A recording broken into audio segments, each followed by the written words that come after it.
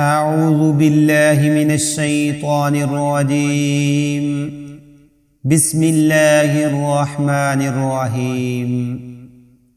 تمام میرے معزز ناظرین، دیکھنے اور سننے والوں کو السلام علیکم ورحمۃ اللہ وبرکاتہ۔ آج ہم واقعہ بیان کرنے جا رہے ہیں حضرت جنید بغدادی رحمۃ اللہ علیہ کی کرامت۔ حضرت جنید بغدادی رحمۃ اللہ علیہ کے دور میں ایک امیر شخص تھا جس کی بیوی رشک کمر اور پریچ چہرہ تھی۔ اس عورت کو اپنے حسن پر بڑا ناز تھا۔ ایک مرتبہ بناؤ سنگھار کرتے ہوئے اس نے ناز و نخرے سے اپنے شوہر سے کہا کہ کوئی شخص ایسا نہیں جو مجھے دیکھے اور میری تمنا نہ کرے۔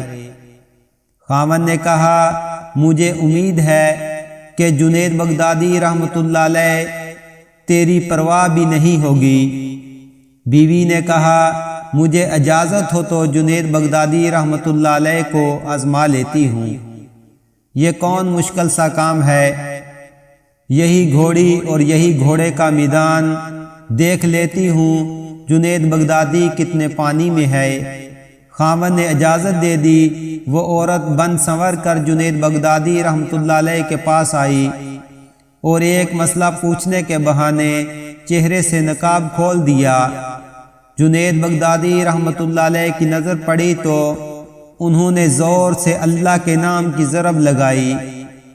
اس عورت کے دل میں یہ نام پیوست ہو گیا۔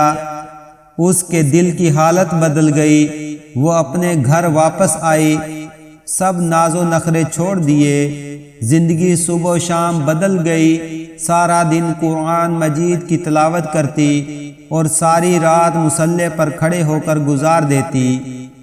خصیت الہی اور محبت الہی کی وجہ سے آنسوؤں کی لڑیاں ان کے رخسار پر بہتی رہتی تھی۔